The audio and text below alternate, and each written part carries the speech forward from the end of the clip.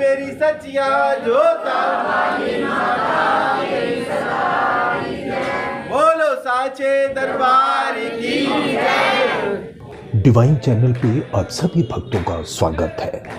नवरात्रि के पावन पर्व चल रहा है और आप सभी भक्तों को नवरात्रि की शुभकामनाएं।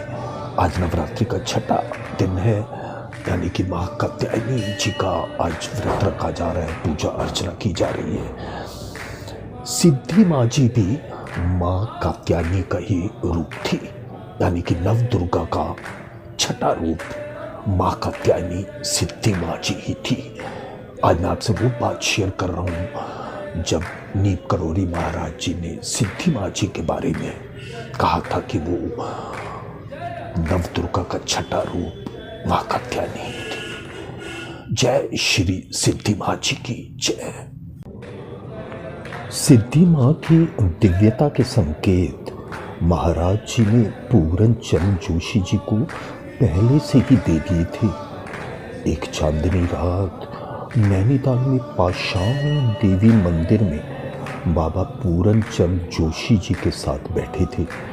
उन्होंने झील के पार इंडिया होटल में श्री सिद्धि माँ के घर की तरफ इशारा किया। उनके मुंह से शब्द एक रहस्य उद्घाटन की तरह निकले।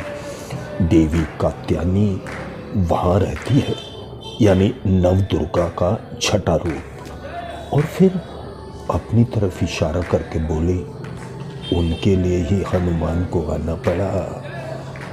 माँ समाधि लेने से पहले कैंची धाम छोड़ते हुए महाराज जी ने श्री सिद्धि माँ से विदा लेते हुए कहा था, माँ, जिस तरह से तुमने मेरी सेवा की है, किसी ने भी ऐसी सेवा नहीं की और ना ही भविष्य में कोई ऐसा करने में सक्षम होगा।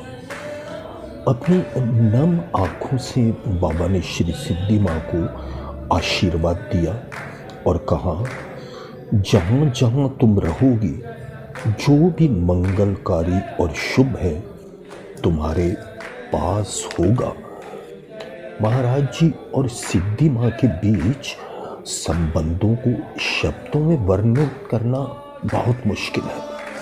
शायद मर्यादा पुरुषोत्तम राम और उनके भाई भरत के बीच के प्यार से उनकी तुलना की जा सकती है।